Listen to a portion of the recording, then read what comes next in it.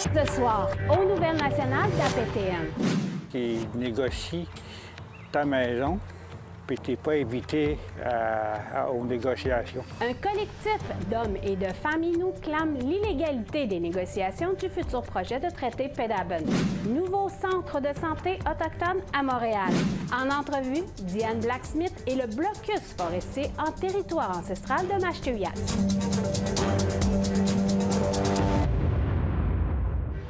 Kwe, bonsoir. Je m'appelle Chouchane Bacon et je vous souhaite la bienvenue aux Nouvelles nationales d'APTN.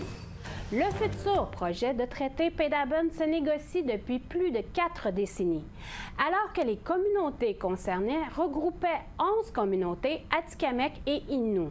Maintenant, ils ne sont plus que 3 communautés Innu, Esipit, Mashteuiat et Nutashquan. Un collectif d'hommes et de femmes inuits clame l'illégalité de ces négociations.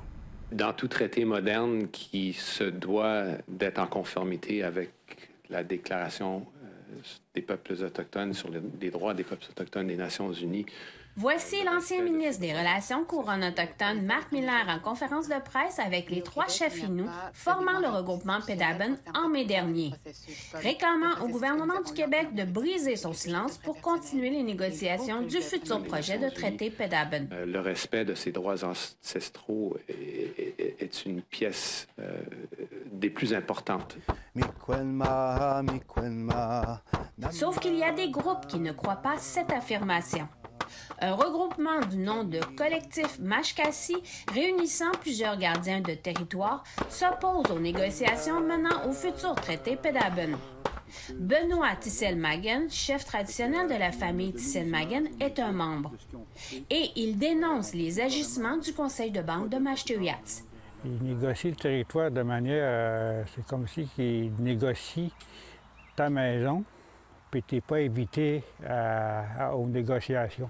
Ils ont dit ta maison ne t'appartient plus, mais c'est pareil pour nous, pour le territoire. Selon le porte-parole du collectif Mashkasi, Michael Paul, l'inquiétude repose sur les droits ancestraux abordés dans l'entente de principe d'ordre général, communément appelée EPOG, et signée en 2004, dans lequel l'article 3.3.4 dit que, à compter de l'entrée en vigueur du traité, autres que ceux prévus au traité des droits ancestraux de ces Premières Nations, quels qu'ils soient, sont suspendus. Eux, ils ont enlevé le mot extinction pour dire suspendu, tu sais, mais le terme juridique revient, tu sais, quand même au même, tu sais, quand on suspend un droit, mais tu sais, je veux dire, ton droit, il est suspendu, là. Je veux dire, c'est un autre terme juridique qui est utilisé, mais c'est un leurre juridique, justement, pour nous faire perdre nos droits. Paul affirme qu'une communication a été envoyée à la fin du mois de mars dernier à l'ancien ministre des Relations couronnes autochtones pour demander l'arrêt des négociations territoriales. Le conseil de banque, c'est une entité qui se limite à la réserve, en fait. En dehors de la réserve, légalement, c'est pas moi qui invente les lois, mais ça n'a pas de juridiction en dehors de la réserve. Donc, c'est à l'autorité des familles inuits qui sont là depuis des millénaires. Entre-temps, ils défendent leur territoire. Hier, il y a 2 machineries qui sont sorties, 2 abatteuses.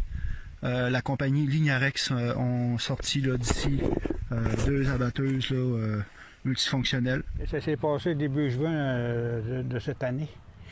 On a donné des avis d'expulsion à plusieurs compagnies forestières. Puis on a réussi à mettre dehors 2 compagnies. Tissel-Magen affirme s'impliquer pour les futures générations. Il négocie de manière à ce qu'on ne soit pas au courant de ce qu'il négocie. On va savoir l'an dernier, puis il va être trop tard. Et assurément pour le Québec. Gilbert Dominique, chef de la communauté de Mashteuiat, affirme que le gouvernement fédéral recherche la quittance concernant tout développement qui a été fait dans le passé. Il explique également le principe du droit ancestral suspendu.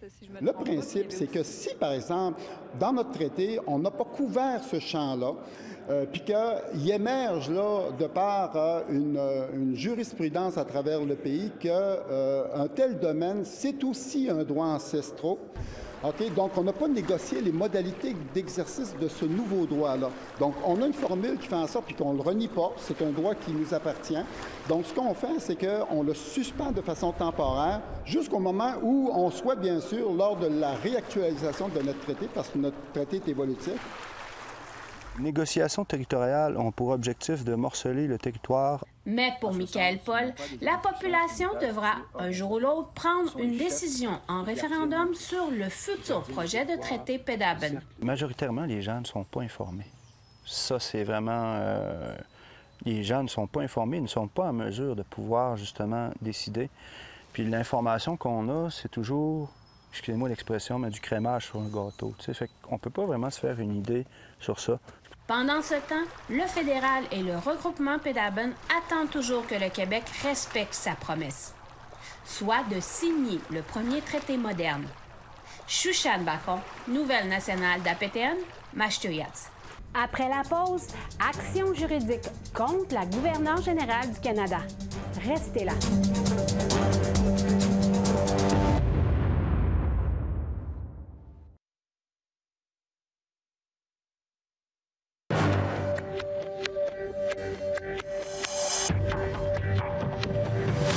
Bienvenue aux Nouvelles nationales d'APTN. L'ancien député du NPD, Robéo Saganache, originaire de la communauté Cri de Waswanipi, a été accusé d'agression sexuelle. Saganache, qui représentait la circonscription d'Abitibi-Baie-James-Nunavik-Iou dans le nord du Québec, a confirmé l'accusation criminelle vendredi dernier. L'incident allégué s'est produit à Winnipeg, où il vit actuellement. Le service de police de Winnipeg a confirmé que Saganache était accusé d'un chef d'agression sexuelle et qu'il doit comparaître devant le tribunal demain. Les médias locaux du Québec étaient débordés après que la Cour supérieure ait décidé qu'elle avait compétence pour entendre une affaire qui demande la destitution de la gouverneure générale Mary Simon parce qu'elle ne parle pas français. Simon, la première gouverneure générale autochtone, a fréquenté un externat fédéral dans la région du Nunavik au Québec. Elle a promis d'apprendre le français lors de sa première nomination en 2021. Ottawa a soutenu que seule la Cour fédérale pouvait entendre l'affaire. Mais le juge de la Cour supérieure du Québec, Catherine Piché, a statué que Mme Simon ne peut être considérée comme une fonctionnaire fédérale parce qu'elle a été techniquement nommée par la reine Élisabeth II. Le gouvernement fédéral n'a pas interjeté l'appel du jugement. Et on lui a dit par courriel qu'il ne pouvait pas faire de commentaires parce que l'affaire était devant les tribunaux. La contestation a été déposée l'été dernier par un groupe de Québécois qui veulent que la nomination de Mme Simon soit déclarée nulle et non avenue. Ça n'a rien à voir avec la personne qui occupe le poste de gouverneur général en tant que tel, mais bien la Constitution, mais bien la loi. On pense que le gouvernement fédéral a fait une erreur, qu'il a enfreint les dispositions linguistiques prévues à la Charte canadienne des droits et libertés. Et on pense c'est important, non seulement pour le cas présent, mais surtout pour l'avenir, de régler cette question. Un nouveau centre de santé autochtone a ouvert ses portes à Montréal. La clinique de soins d'urgence va offrir des approches traditionnelles autochtones et occidentales de la médecine. Elle va offrir un espace sécuritaire pour recevoir des soins dans la collectivité urbaine de la ville. Voici un reportage de Maricela Amador. It also connects with other medical services that are within the health complex. Et c'est la première clinique du genre à Montréal. Michelle Réamor est directrice générale du Centre de santé autochtone de Tiohtià:ke. Elle explique que l'ouverture d'une clinique qui offre des services destinés particulièrement à la communauté autochtone de la ville est un rêve devenu réalité. So we have one doctor that's providing support on Wednesday in the mornings. It's very limited.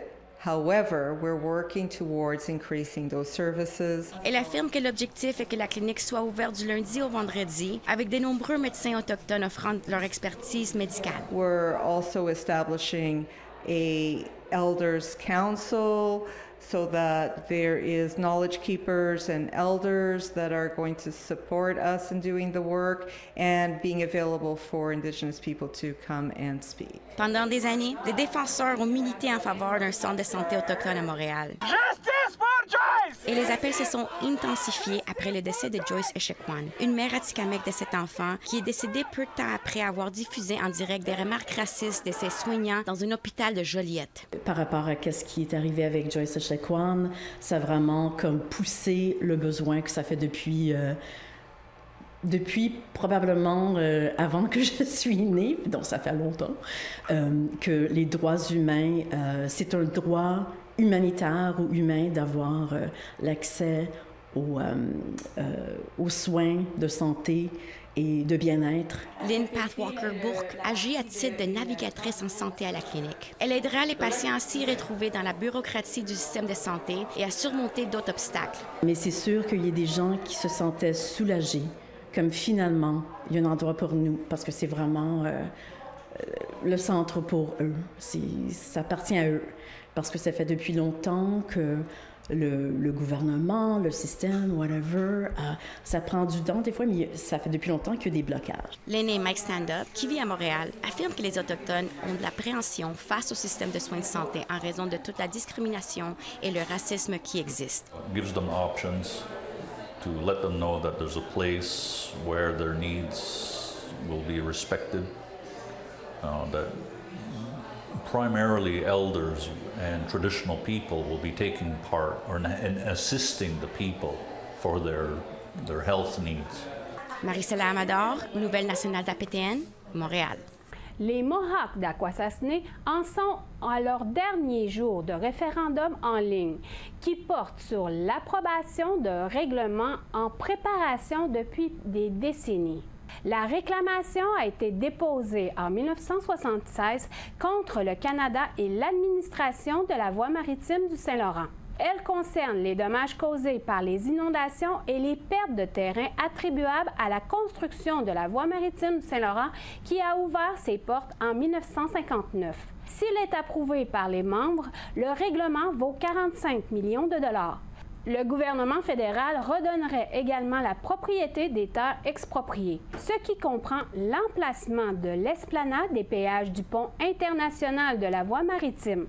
Le dernier jour du vote est le 26 août. Entre-temps, un projet pilote d'une durée de 3 ans à la frontière devient permanent. Cela s'avère une mesure positive pour les résidents d'Akwesasne qui vivent sur l'île de Cornwall, en Ontario. Cette voie réservée sur l'île de Cornwall a été mise en place en 2020 et deviendra permanente en septembre. L'objectif était de créer un passage plus facile pour les résidents d'Akwesasne qui vivent du côté canadien de la frontière, afin qu'ils n'aient pas à traverser les douanes canadiennes. Cela a commencé par un projet pilote conjoint d'une durée de 6 mois entre le Conseil des Mohawks d'Akwesasne et l'Agence des services frontaliers du Canada. Selon le grand chef d'Akwesasne, la voie réservée fonctionne bien.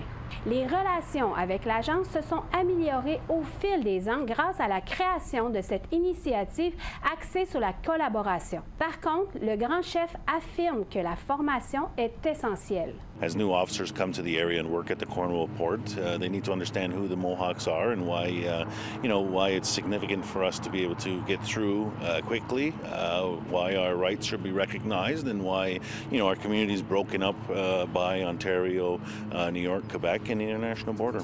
Au retour, blocus forestier à Mashteuiat. Restez là.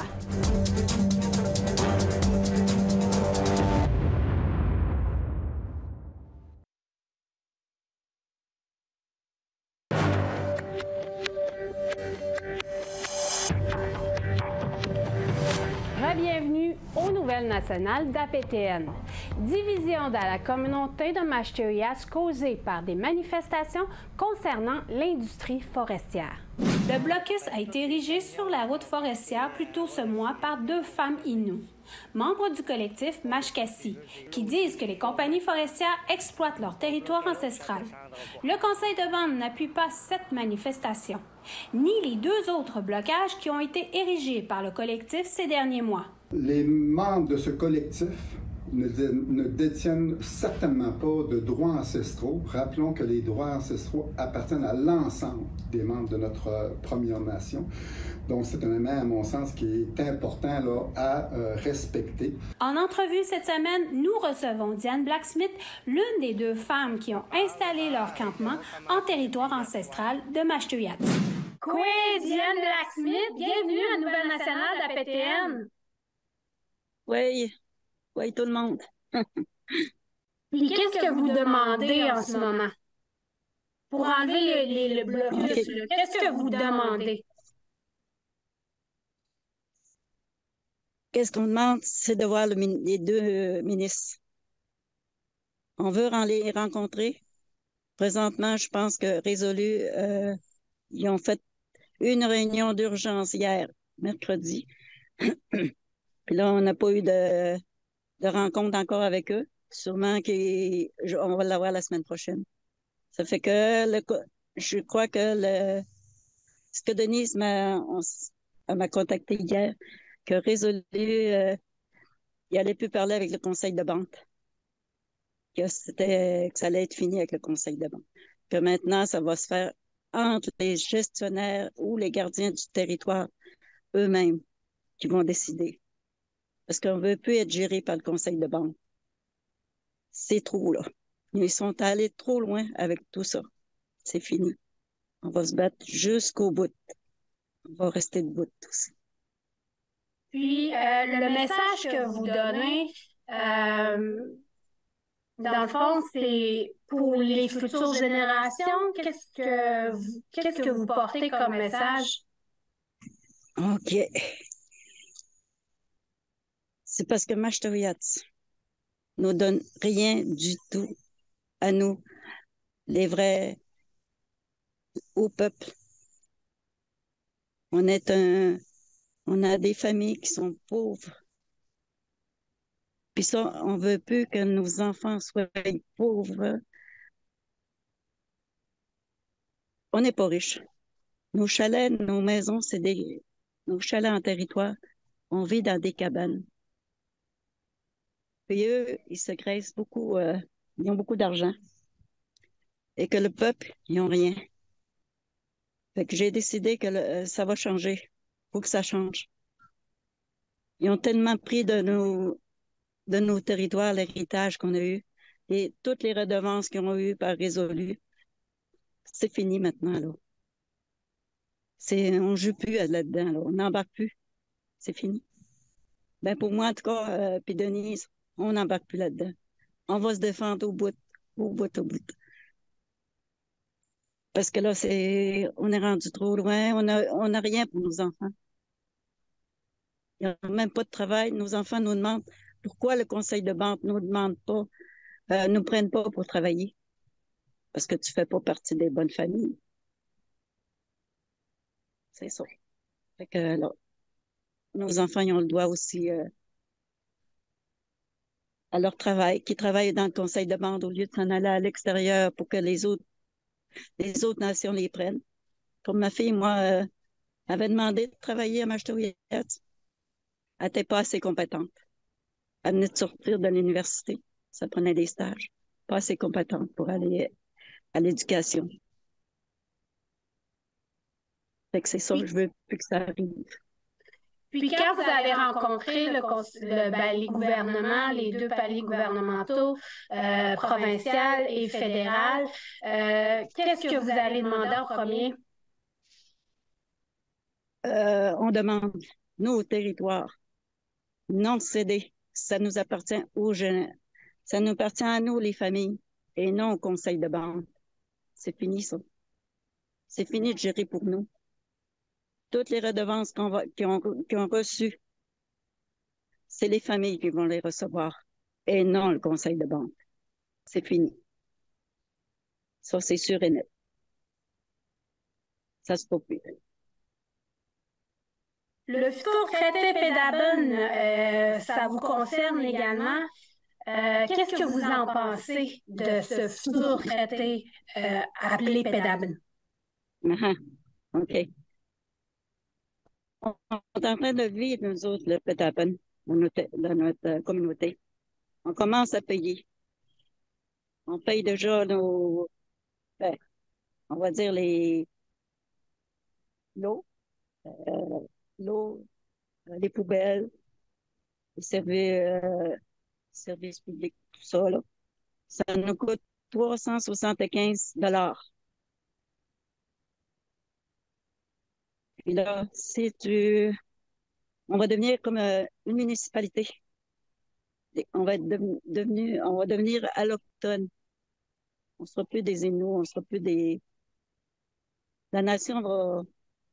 C'est comme ça qu'il va faire un génocide avec nous autres. Il n'y aura plus d'Autochtones. Il n'y aura plus d'Inuits dans notre communauté. Puis ça, non, j'accepte pas ça. Pétapen n'est pas bon pour nous. Je le vois, je le réalise aujourd'hui. Pétapen, non. Il faut le refuser parce que toutes les communautés vont embarquer. Ils vont nous suivre. S'ils signent les 3 communautés pour Pétapen, non, c'est fini pour les autres communautés. Tout embarque dans le même bateau que nous autres. Puis en ce moment, comment ça se déroule sur le site? Est-ce que ça se passe bien? Avez-vous du support? Ou, comment ça se passe? Présentement, c'est des allochtones qui viennent nous aider, qui nous appuient. On a eu un Mohawk qui est venu poser son drapeau dans nos tipis, c'est très respectueux, c'est pacifique. C'est ce que je veux dans nos manifestations, que ça soit comme ça, pour que ça reste comme ça. Fait que tout le monde est pas heureux d'ici, là. Comment est-ce qu'on leur montre on compte aussi notre vie, là. Qu'est-ce qui nous arrive à nous? Là, les Québécois savent tout ça. Ils disent que c'est incroyable. Tout la maltraitance qu'ils font avec nous, le conseil de banque, là. Non, ils n'acceptent pas ça. Ils disent, c'est bien que vous vous êtes levée, madame. C'est tout ce qu'ils me disent. Ils disent, on part avec le cœur. On a appris beaucoup de choses de vous. C'est vrai, j'ai rien à cacher. J'ai tout dénoncé. J'ai rien à perdre jusqu'à aujourd'hui. Puis dernièrement, vous avez reçu la visite de la Sûreté du Québec aussi? Oui, on a la Sûreté du Québec avec nous. On a des choses pour Autochtones aussi qui s'occupent de nous. Et on leur parle. Nous autres aussi, on leur parle de notre communauté, comment c'est géré. Fait que chacun, je pense que j'ai semé une graine sur eux autres là, pour qu'ils nous comprennent comment est-ce qu'on vit. Avant de conclure l'entrevue, est-ce que vous voulez ajouter autre commentaire, Mme Blacksmith? Oui. J'aimerais que tous les jeunes, que tous ceux qui ont des territoires situés inuits, de se lever, d'aller dans leur territoire, de l'occuper, parce que moi, je suis à la nuit en territoire. J'ai quitté mon territoire, où ce que je suis là présentement, j'ai un chalet, je veux m'ouvrir un site touristique, puis je veux accueillir du monde dans mon coin. C'est Diane Blacksmith. OK, C'est ce qui conclut le bulletin de Nouvelles nationales d'APTN.